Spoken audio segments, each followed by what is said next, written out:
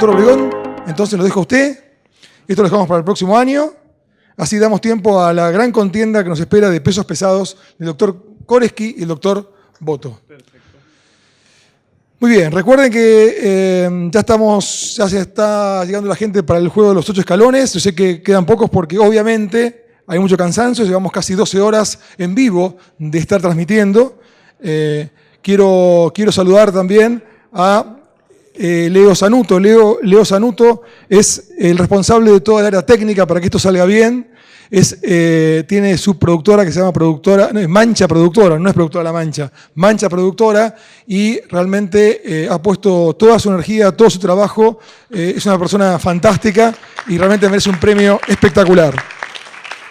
Leo, te quiero decir que me están llegando todos los mensajes que me dicen que está viendo fantástico, con un nivel profesional digno de un cineasta como sos vos. Y no voy a decir los premios porque me dijiste que no los diga, así que no digo nada. Gracias, Leo.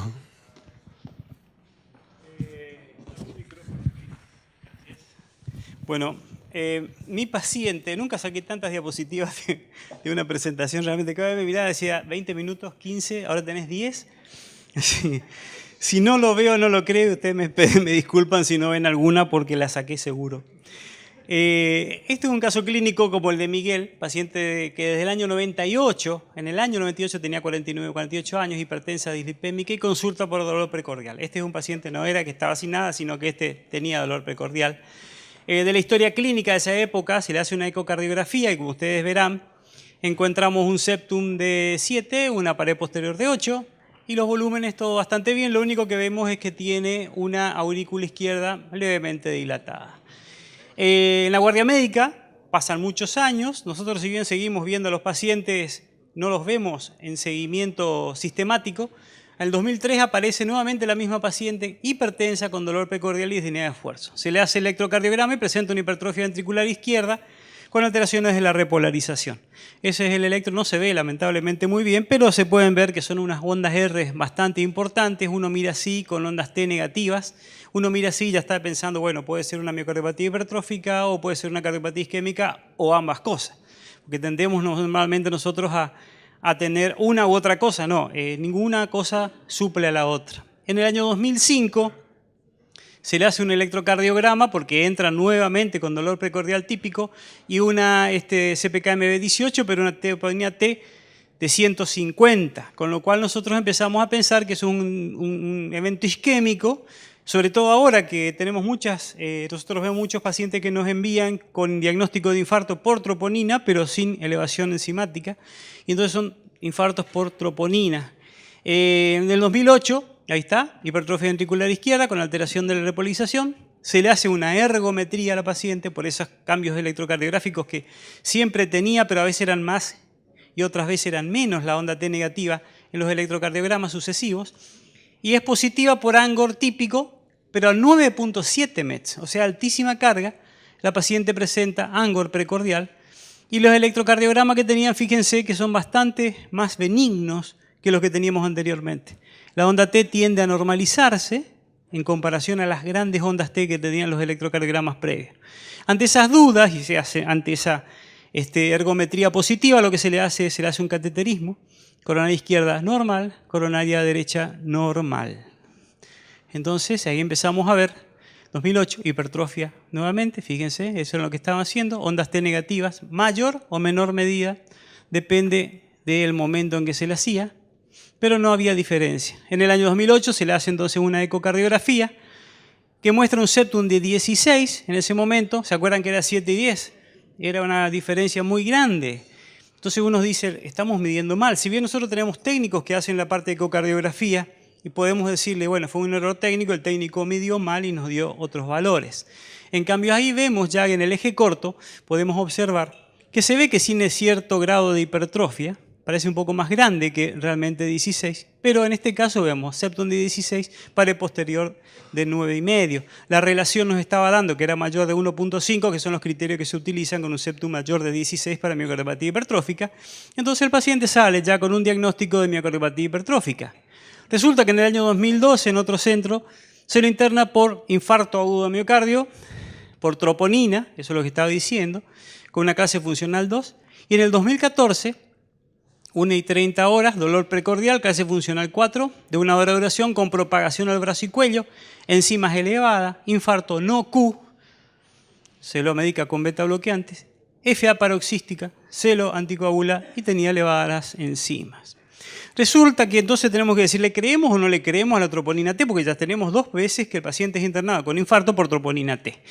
Y vemos que existe una asociación, cuando vemos los criterios para troponina, que existe una asociación, que es lo importante, en pacientes que tienen coronarias con coronariopatía y pacientes sin coronariopatía. Y todos ellos elevan la troponina T.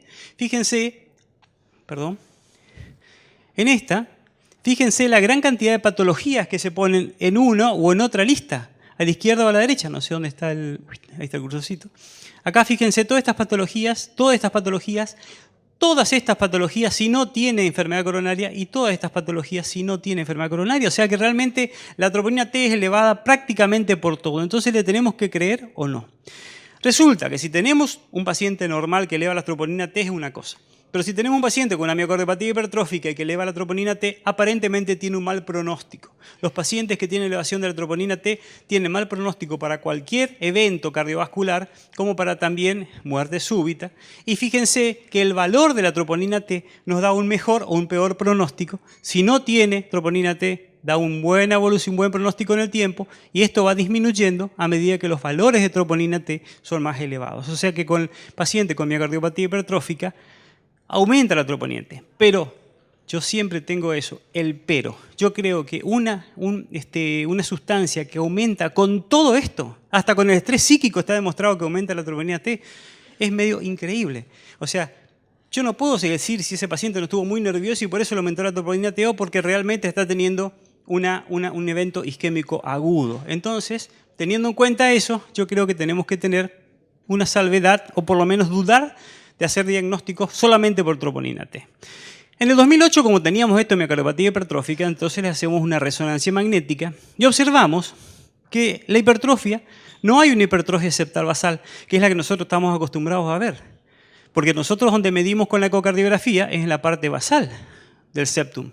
Y acá no teníamos eso. Fíjense en los cortes sucesivos, desde la base que vamos acá hasta la punta, cómo el espesor va cambiando en los diferentes segmentos. Le repetimos la resonancia en el año 2010 para un seguimiento y tenemos exactamente, prácticamente lo mismo. La masa es la misma, la motilidad de los volúmenes es lo mismo. Buena función ventricular. Entonces en el 2012 se le hace una ecocardiografía y observamos que en el diagnóstico tenemos un patrón francamente restrictivo ventricular. Significa que lo que está teniendo el ventrículo, a pesar de tener una excelente fracción de eyección, fíjense, me está causando una onda E muy elevada, una onda L, que es la onda L, es la onda que se encuentra en el medio, en mesodiástole. Cuando no tiene que haber flujo durante la apertura de la válvula mitral, que es la diástasis, hay un flujo. Significa que durante el llenado precoz quedó mucha presión, sangre adentro de la aurícula, y esa sangre pasa al mesodiástole y después recién viene la patada auricular. Esa es la onda L que estamos viendo acá. Esta es la patada auricular, ¿sí? O sea que indudablemente estamos hablando de un patrón de relajación muy empobrecido que nos va a llevar a una relación entre el pico de la onda E del flujograma mitral y el pico de relajación ventricular por el Doppler tisular muy elevado. Acuérdense que arriba de 15 estábamos diciendo que el E' era significativamente, posiblemente una alta presión del llenado ventricular. Tenemos 42, bastante más alto que 15. Pero todavía nos quedan las dudas. ¿Por qué? Porque en el año 2012, cuando le hacemos otro ecodoppler, me tira 8 y 9 de milímetros de septum y de pared posterior. Entonces somos unos animales midiendo. Nos estamos equivocando demasiado. ¿Qué es lo que está pasando? La aurícula izquierda estaba dilatada, ya nos da un volumen de 60 mililitros por metro cuadrado. Y entonces nos vamos directamente a hacer un review de dónde estábamos midiendo. Y ahí está donde se midió. Cuando uno analizaba y cuando empezábamos recién con la ecocardiografía, en la cual las mediciones las hacíamos con regla, compás, algunos se deben acordar de eso, decíamos que la pared posterior se tenía que medir de la pared que asciende más rápido.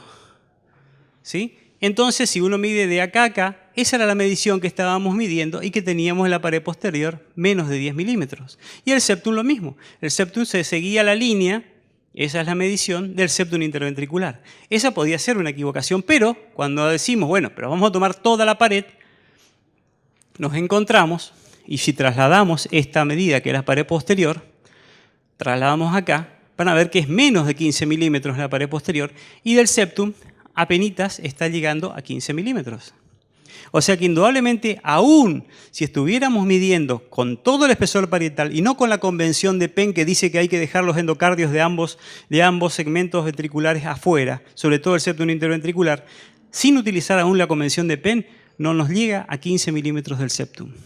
Entonces, ¿qué pasa? Lo que sucede es que es irregular el espesamiento que tenemos en la miocardiopatía hipertrófica. Entonces tenemos acá, medimos, es 21, acá tenemos 10 y acá tenemos 32 milímetros. Y eso no es que lo decimos nosotros nada más, sino que está visto que estas publicaciones, por ejemplo, lo hizo el estudio de, fíjense quién es el que lo hace, es Meiron, prácticamente el descubridor de la miocardiopatía hipertrófica. Encontró, cuando ellos medían con ecocardiografía, que hay 3 pacientes, el 6% de toda la población que ellos tenían, que tenían septum de 10, cuando en realidad la resonancia daba 20, 17 y 17. O sea que no es infrecuente medir mal y medir de menos por medio de resonancia magnética, por medio de ecografía en comparación a la resonancia magnética. Entonces no estábamos tan equivocados.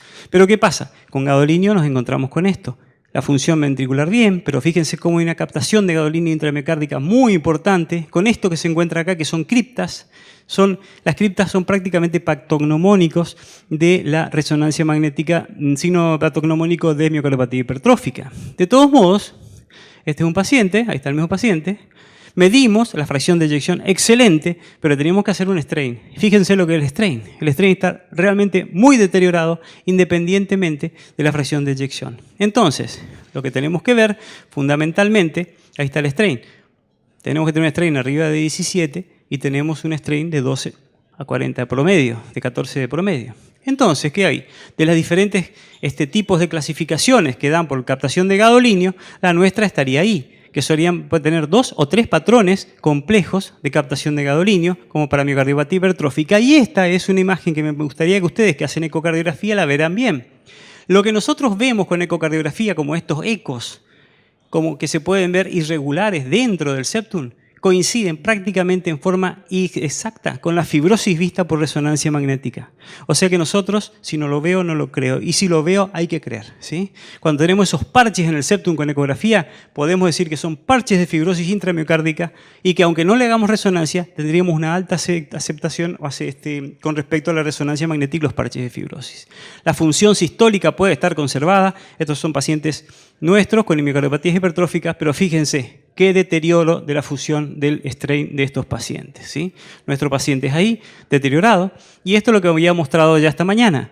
Fíjense, el tamaño de la valva anterior de la mitral es predictor de los pacientes que tienen un genotipo de miocardiopatía hipertrófica, independientemente que un fenotipo se dice a la hipertrofia en sí misma en esta patología, y genotipo es el gen para la miocardiopatía hipertrófica. Los que tienen genotipo positivo y fenotipo negativo tienen generalmente un espesor, un largo de la válvula anterior de la mitral mucho más significativo que los pacientes que no tienen el genotipo. Entonces, para ir aprendiendo un poquito, lo que nosotros hacemos habitualmente es encontramos una miocardiopatía hipertrófica acá y vemos los hijos si tienen o no tienen. Pero si estamos dudando de que este hallazgo nuestro sea realmente una miocardiopatía hipertrófica, lo que tenemos que hacer es al revés. Llamar a los hijos o algún hermano de esta paciente y ver si tiene miocardiopatía hipertrófica. Si alguno de ellos tiene, lo que estamos haciendo es un diagnóstico inverso. Ahí vamos a confirmar que nuestro paciente dudoso posiblemente tenga la miocardiopatía hipertrófica. Esto no se hace habitualmente, pero me parece un razonamiento que puede ser interesante para tener en cuenta. De los diagnósticos diferenciales, porque toda hipertrofia ventricular existe generalmente un porcentaje que está entre el 15 al 18% de pacientes que tienen una infiltrativa. Con respecto al Fabry, la triple banda que se ve en el subendocardio, este paciente, el nuestro, no tenía. Este es un Fabry bajado la literatura, enfermedad Fabry, ¿sí? Este es un paciente nuestro, que no tenía la banda esa interna para Fabry, el nuestro no tenía para compararlo. Este es una endomiocardiofibriosis. Fíjense cómo se ve perfectamente la plastificación subendocárdica del meso apical del ventrículo derecho. El nuestro paciente no tenía, por lo cual descartamos la endomiocardiofibriosis. Ahí está la resonancia, es la resonancia de nuestro paciente y es la resonancia de una endomiocardiofibridosis. Fíjense que es absolutamente diferente, ¿sí? Esta es una sarcoidosis. Nuestro paciente tenía una radiografía normal, no encontramos nada que nos hable de sarcoidosis. No teníamos la infiltración característica de la sarcoidosis y la distribución tampoco. La distribución que han publicado recientemente de sarcoidosis es en la región del segmento basal, la infiltración que teníamos. Nosotros teníamos en el segmento mesoventricular y cara anterior. La amiloidosis tampoco. Eso es una amiloidosis a la derecha y la otra es una amiloidosis de nuestro paciente. Fíjense que tampoco coincidía con el brillo que tiene el septum en la amiloidosis. La nuestra no tenía eso, si bien cumplía con otros criterios. De todos los estudios que se hicieron, tratamos de ver biopsias de encía y hicieron negativo para amiloidosis. El estudio Fabry fue negativo y los estudios para tiroides también fueron negativos. Entonces, cuando tenemos el paciente con una miocardiopatía hipertrófica, tenemos que ver que existe diferentes mortalidades. En causa de muerte súbita en gente joven, la miocardiopatía hipertrófica tiene 4 veces más probabilidad de accidentes cerebrovasculares y las no obstructivas tienen una mortalidad, que es nuestro paciente, del 1% por año, pero aumenta al doble cuando es obstructiva. O sea que en nuestro paciente tenemos los factores de riesgo mayores y menores, hay que tener en cuenta, le hicimos todas las evaluaciones y encontramos como conclusión que la miocardiopatía hipertrófica no obstructiva, es la que tiene nuestro paciente, puede tener fibrosis intramiocárdica que aumenta el riesgo de muerte súbita y fibrilación auricular. El espesor septal mayor de 30 milímetros, nosotros encontramos 31 milímetros en la parte septal basal, ¿se acuerdan? Se descartó miocardiopatía hipertrófica familiar porque se le llamó a los 2 hijos y no tenían. Los síntomas del paciente revisten menor gravedad que en la coronariografía. Eso también es verdad. Y se han descartado procesos infiltrativos asociados, y eso es muy importante porque la mayoría de las infiltrativas cursan con hipertrofia ventricular izquierda y el hecho de tener una miocardiopatía hipertrófica no evita que tenga una infiltrativa. Con todo esto, muchas gracias por su atención.